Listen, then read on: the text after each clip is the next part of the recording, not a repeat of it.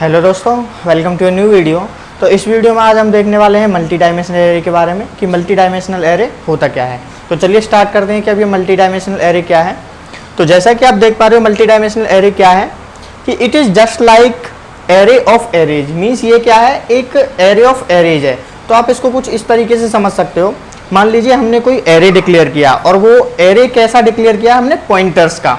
अब हम क्या कर सकते हैं, उन पॉइंटर्स के अंदर भी किसी न किसी एरे का हम एड्रेस डाल सकते हैं। तो ये क्या हो गया, एक एरे हो गया, फिर उसके अंदर क्या हो गया आपके और एरेज आ गए, तो ये क्या हो गया, एक एरेज का एरे हो गया। तो आपका मल्टी डायमेंशनल एरे क्या हो गया, आपका एरे ऑफ एरेज हो गया। अब मल्टी डायमेंशनल जो एरेज होते हैं वो रिप्रेजेंट करते हैं डेटा को इन रो एंड कॉलम्स। जैसा कि आप जानते हो, जैसे कि जस्ट लाइक मैट्रिक्स। तो आपने मैट्रिक्स तो देखी होगी जो हम मैथमेटिक्स में पढ़ते हैं। तो उसमें क्या होता है, रोज होती हैं और कॉलम्स होती हैं। तो उस मैट्रिक्स को रिप्रेजेंट करने के लिए हम किसका यूज कर सकते हैं, मल्टी डायमेंशनल एरे का यूज कर सकते हैं। क्योंकि मल्टी डायमेंशनल एरे जो होते हैं वो डेटा को रोज और कॉलम्स की फॉर्म में रिप्रेजेंट करते हैं।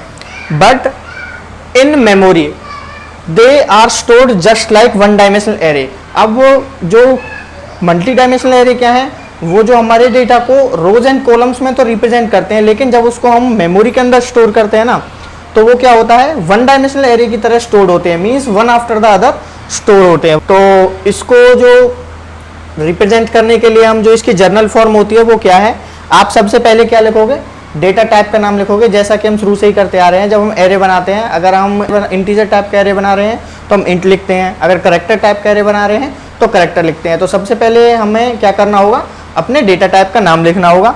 और उसके बाद हम क्या करते हैं, वहाँ पे सबस्क्रिप्ट के अंदर एरे का साइज देते हैं। तो इसी तरीके से यहाँ पर हम करते हैं कि जो हम सबस्क्रिप्ट के अंदर साइज 1 देंगे, अगर दूसरा सबस्क्रिप्ट लेते हैं तो साइज 2, साइज 3, साइज 4, इसी तरीके से अप टू साइज n। तो ये आपके मल्टी डायमेंशनल एरे को क्रिएट करने के लिए इसकी जनरल फॉर्म हो जाती है। तो देखते हैं कि if there are 2 subscript after data type name then it is 2 dimensional array. Means अगर मान लीजिए आपने कोई एरे बनाया है और उस एरे के नाम के बाद अगर आपने 2 सबस्क्रिप्ट लिए तो उसको क्या कहेंगे हम, 2 डायमेंशनल एरे। जैसा कि मैंने यहाँ पे दिखाया है कि मैंने यहाँ पे एक इन टाइप का एरे लिया है और मैंने एरे के नाम के बाद कितने सबस्क्रिप्ट लिए हैं, 2 सबस्क्रिप्ट लिए हैं। तो ये क्या हो गया आपका 2 डायमेंशनल एरे। तो इसी तरीके से अगर मैं मान लीजिए 3 सबस्क्रिप्ट लेता हूँ तो ये क्या हो जाएगा आपका 3 डायमेंशनल एरे। अगर मान लीजिए मैं 5 सबस्क्रिप्ट लेता एरे के नाम के बाद तो 5 डायमेंशनल एरे हो जाता। अगर मैं n सबस्क्रिप्ट लेता तो वो क्या हो जाता आपका n डायमेंशनल एरे। तो आपने देखा होगा इससे प्रीवियस वीडियो में जब हमने लीनियर एरे के बारे में पढ़ा था, तो वहाँ पे हमने देखा था कि हम एरे के नाम के बाद सिर्फ कितने सबस्क्रिप्ट लेते थे, 1 सबस्क्रिप्ट लेते थे। तो इसी वजह से उसको क्या कहते थे हम, 1 डायमेंशनल एरे। जैसे कि मैं यहाँ पे आपको बता देता हूँ, तो हम वहाँ पर क्या लिखते थे, इंट और एरे का नाम और उसके बाद हम उसका साइज स्पेसिफाई करते थे आपकी सबस्क्रिप्ट के अंदर। तो यहाँ वहाँ पे हमने कितनी सबस्क्रिप्ट ली थी, 1 सबस्क्रिप्ट ली थी। तो इसी वजह से उसको क्या बोलते थे हम, 1 डायमेंशनल एरे।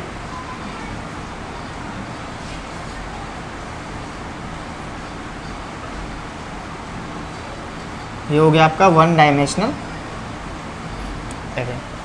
तो आई होप आपको यहाँ तक समझ में आया होगा कि हम कैसे मल्टी डायमेंशनल एरे बनाते हैं।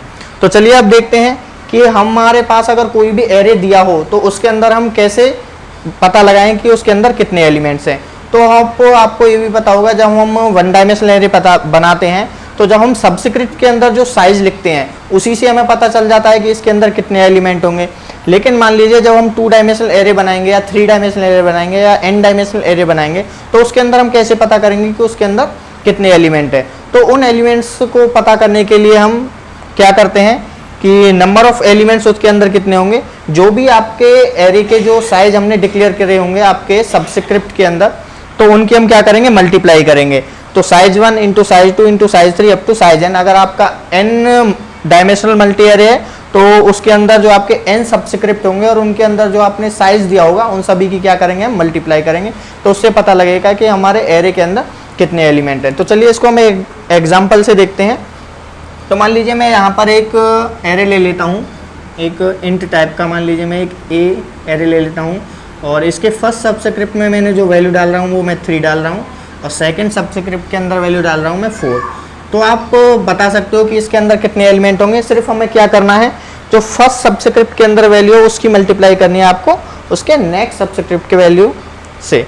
तो क्या करेंगे 3 इंटू 4 तो कितना हो गया आपका 12। तो इस एरे के अंदर आपके कितने एलिमेंट्स हो जाएंगे 12 एलिमेंट्स हो जाएंगे। इसी तरीके से मान लीजिए मैं एक और एग्जांपल ले लेता हूँ। मान लीजिए मैं एक और एरे बना लेते हैं इंट ए। इसके अंदर मैं 5 डाल लेता हूँ और 6 डाल लेता हूँ और ये मैंने 3 डायमेंशनल एरे लिया है और 3 डाल लेते हैं। तो अब आप बताइए कि इसके अंदर कितने एलिमेंट्स होंगे। तो हम क्या करेंगे इन तीनों की मल्टीप्लाई कर देंगे और जो मल्टीप्लाई होके आएगा तो उतने उसके अंदर हम जो एलिमेंट्स है वो डाल सकते हैं। तो देखते हैं कितना आता है। तो 5 इंटू 6 इंटू 3 कितना हो गया 5 इंटू 6 आपके 30 हो गए। तो 30 की जब 3 से मल्टीप्लाई करेंगे तो 90 एलिमेंट्स।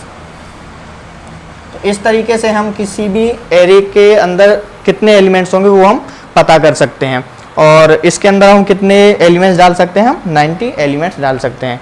तो आई होप आपको ये समझ में आया होगा कि कैसे हम मल्टी डायमेंशनल एरे बनाते हैं और कैसे उसके अंदर हम कितने एलिमेंट्स होंगे ये कैलकुलेट करते हैं।